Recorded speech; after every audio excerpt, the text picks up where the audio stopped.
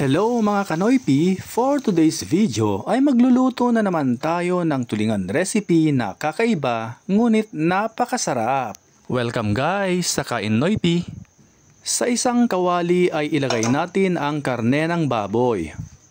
Isunod natin ang bawang, luya, at sibuyas. Ikalat natin para magpatag. Ilagay o ipatong na natin ang mga tulingan. Maglagay din tayo ng bell pepper. Lagyan natin ito ng asin at ground black pepper. Takpan at isimmer natin for 2 minutes sa mahinang apoy. Pagkatapos ay i-add na natin ang 1/2 cup na suka at hayaan natin itong kumulo.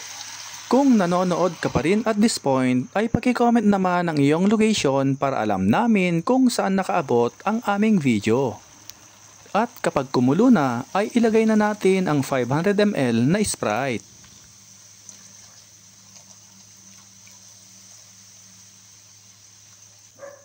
Lagyan din natin ito ng tubig. Ilagay na rin natin ang siling haba.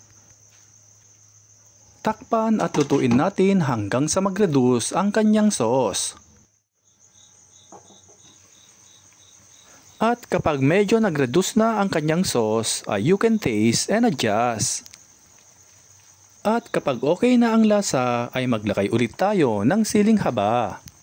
At syempre, siling labuyo, mas maanghang, mas masarap. Takpan ulit natin at continue to cook hanggang sa mag-reduce ang kanyang sauce. At this point ay luto na ang ating tulingan recipe na may karne ng baboy. Ihanda na ang maraming kanin dahil siguradong mapapa-extra rice ka sa kakaibang sarap nito. Perfect na perfect ang lasa nito. May konting tamis, anghang at linamnam. Kaya siguradong magugustuhan mo ito. Kaya i-share at itag mo na ito sa mga friends and families mo para masubukan din nila ito.